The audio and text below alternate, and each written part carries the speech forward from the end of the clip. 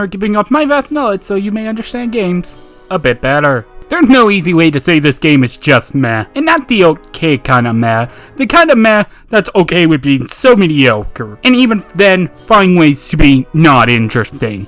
Indie games, when talking about them, always have this sorts of mysticism to them, which makes it kind of hard to talk about the big indie games without being in some regard mean to the devs, who are more times than not pouring their heart and soul into a game. But even then, sometimes accidentally making it feel soulless. Today we are dealing with a game that tries to be so much more, but in the end it feels heartless and shallow, when I only liked it for the first hour and only for the first hour. And heck, the idea is actually pretty good. When you look at the story page, they make it out to be like this Indiana Jones adventure with tactical RPG stuff, with little light rogue-like elements, like FTL. And at first glance, it's a fucking awesome idea, so I left all 3 of them. But that doesn't mean they all work very well. So let's begin the path with Pathway.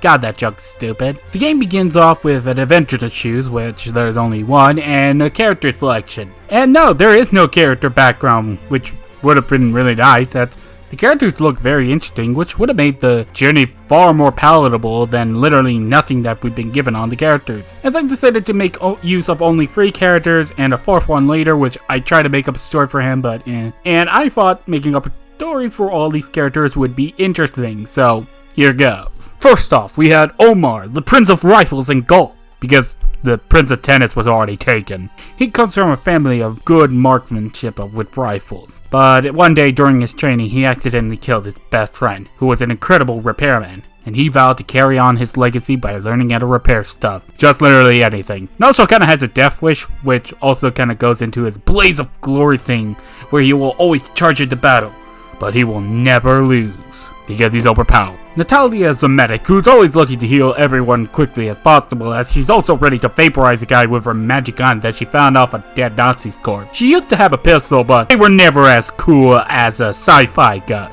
Come on, sci-fi gun. While trying to learn medicine, she learned to carry a weapon due to always being in a war zone, so she values life, except those damn Nazis that killed her lover. Then, finally, we have Baron von Baron, a rich man who came along to find money because he just wants more money. Yeah, he just wants more money. He doesn't become a bother because he's so good at sniping because of a magic crystal that he found one day.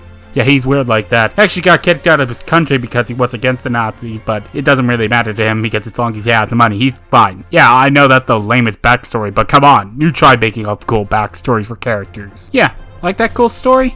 I just made that up, and somehow that's more interesting than this entire game. They look cool, and I wish they had backstories or something that would affect something, but no, they don't. And I'll explain why by showing off the first area. So in this one, we're trying to find one of our old friends who was kidnapped by the Nazis. Though that means literally nothing because these characters don't know who this character is. None of them matter. So the maps are like this. They're semi-open areas where you can move spot, kind of like FTL, and in that event you travel in a car, where each spot may have a random event, sort of like FTL. I'm referencing FTL a lot because they have something that should be noted. Similarities, but missing something. Those random events I mentioned, well, they have very little variety and are not very interesting. Let me explain. In FTL, it's always interesting each time you move because it could result in a good, bad, or neutral situation. And these situations can cause major change in who's in your team, what you got in that situation, and it's all decided by what you have, what you're carrying, and who's in it. Plus, these decisions could affect battle, like not having full power, losing a teammate that's vital, or worse, unable to win. Here, on the other hand,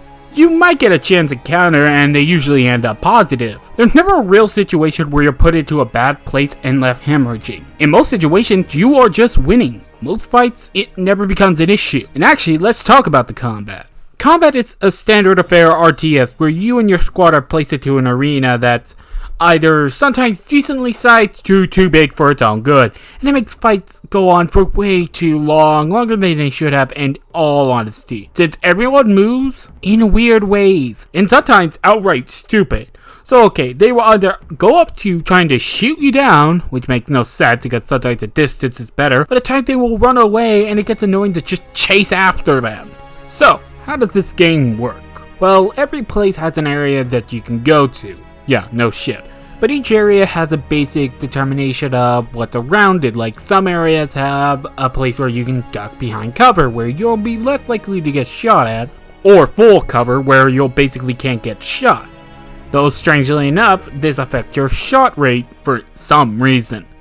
Yet for some strange reason, your cover does not determine your shot rate, though it does affect it at time, but also what's the scenery. Yeah, I know, that sounds odd, right? But I want you to look at these two. These two ratings are different, even though they're the same distance, nothing's blocking them, and they just, I don't know. It always confuses me.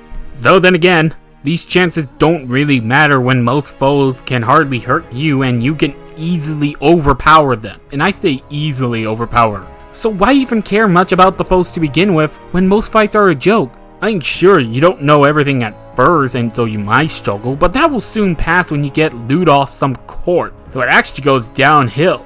Actually, getting loot makes even fights even easier. Example? Natalia didn't use sci-fi guns until I found them off a court. And hell, she was deadly already, now she's ultra deadly. I wish they made the gear either harder to find or little depower them, since again, most fights are just done in one. And it drags on most fights since it just becomes a waiting game for you to win. And it becomes boring. What is worse that I can make so many minor errors and not really suffer any consequence. They hurt that little. Since again, most fights are too easy, doesn't mean fights are truly, utterly pointless and dull. Hell, when I can make a big error like not skip a turn, it doesn't really do anything. You might think, wait, doesn't the game have an ammo count so I should conserve that ammo and try to get good shots? Well, no, since again, most fights are done with 1 or 2 bullets, so again, pointless. And most fight rewards ammo and shops are plentiful, so you don't even need to worry about that. There is literally no need to worry about ammo. In fact, that sci-fi gun I mentioned doesn't use ammo, thus meaning it's easier to keep ammo, meaning fire carelessly as much as you want. I haven't even mentioned the fact there is an armor system. It just feels tacked on with no real reason, as most times than not, it's not the deal breaker. Though then again, that would imply that I ever near got the chance of losing. Which, if your armor has no real purpose, why do you even have it? And anytime I did ever repair it, that was just more of me just being bored out of my mind and having too much loot that I just want to keep, so I just use it so I could get more loot. I'm weird like that. After a while, the game just kind of repeats stuff, and thus making everything again more dull. Since, let's repeat this, most fights don't offer anything, most events don't actually do anything, making anything happening is just not worth it by the end. And what's worse, you start off with free, and later on you can get a 4-party member, which allows you to just win more, or quicker in some regard. And by the end of the game, it's just non-stop repeating asset, which I should mention is very well designed. I mean, it looks very good, like damn good. It just stops becoming anywhere near interesting by the fact that they repeat it so often that they all just kind of blur together, and it's just honestly annoying to see the same place again. I just wish we saw something new by the first map, because by the first map, you've pretty much seen everything this game is gonna give you, and that's just dull. And like I said, everyone looks cool, but they don't have any real impact to the plot, or any of the events that could pop up. Now, I brought up FTL. And that game, in some regard, is just the better game in anything. And the design of it is a little lackluster compared to this game. But this game, and I'm talking about FTL, story is more engaging because you made it up as you went along, since the outcome was not a foregone conclusion. It made every choice matter. And I didn't even mention character actions they had. Yeah, because that hardly matters either, because the gear allows them to use skills, thus meaning it makes everyone even more homogeneous, which is just worse when all the characters can overlap, meaning everyone's the same, and thus makes it a pointless effort to care. What's worse is that they decided to make the story somehow important and made it pointless too. I mean, like, when a character can be interchanged for an event, then you have done something terribly wrong. I just wish they just made it anywhere near interesting. The story is just your generic ancient evil story that's just played out as so many other stories. I just wish they threw in their own mix. Nothing feels really original here. I mean, like, nothing here screams passionate, something that the creators wanted to make. But it seems so dime dozen with no heart in it, with none of the characters mattering, since again, none of them impact anything. But now you're thinking to yourself, I'm guessing, but in FTL, that's the same there too. Wrong. Characters you have can actually impact certain choices you make. Like what choices you can make, what sort of characters can interact with each other. And mind you, I don't know if the devs did, but that's what it felt like in the end. Heartless and dull.